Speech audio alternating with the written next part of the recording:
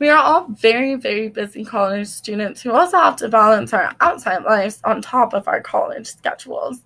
So, who can say they're guilty of loading up on that caffeine to get us through those long, long, busy days out all of us probably have?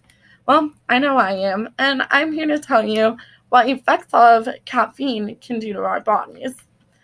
So, caffeine is a stimulant and it affects our central nervous system, thus making you feel much more awake when you're feeling very tired. Caffeine can also rise your blood pressure. And if you drink way too much, like an excessive amount, it has some pretty negative effects. So, from the Food and Drug Administration, they recommend that you only drink 400 milligrams of caffeine per day. And when you drink too much, for example, over 400 milligrams of caffeine, you can have some negative side effects, such as dizziness, you can have headaches from it, anxiety, depression, even dehydration. But of course, this varies from person to person. So I might have a different effect from caffeine than someone else may have. So there are many forms of caffeine. For example, we get caffeine from soda, teas, a cup of coffee, and energy drinks.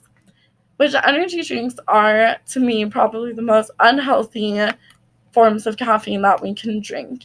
They have a lot of ingredients that people don't know what goes in them and a lot of added sugars, including the caffeine. It just doesn't mix well. But it does make you very alert, and that's why I think they're so popular right now. And if you drink a healthy amount of caffeine from any of these options that I just listed, it can actually have some very positive health benefits. For example, it can help with weight loss because it's an appetite suppressant. So there's less of an urge to eat when you want to eat because you drink the caffeine and it kind of stops your appetite levels. And of course, that helps us being alert, which is very useful in college and just work in general because then you feel awake instead of super tired. It also helps with your memory.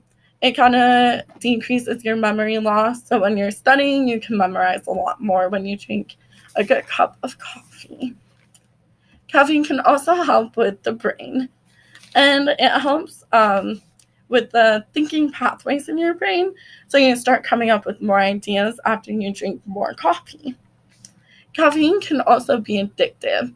So when you drink way too much over a certain amount of time, for example, probably like a few months with over 400 milligrams of caffeine, you can start becoming addictive and dependent on caffeine.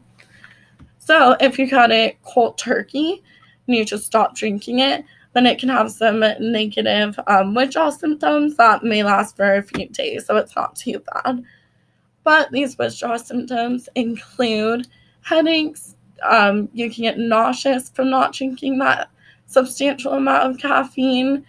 It affects your concentration levels. They may decrease. And it also makes you feel very tired. And this is all because of those withdrawal symptoms, which is crazy. I was curious to know how caffeine affects people's bodies, but what does it do to people who have ADHD? Well, found out that it really helps people with ADHD because it's a stimulant like other medications. So it helps people with ADHD concentrate a little better, but it also makes them feel more awake and alert, more than like myself. So I thought that was very interesting. Thank you for listening. Have a great day.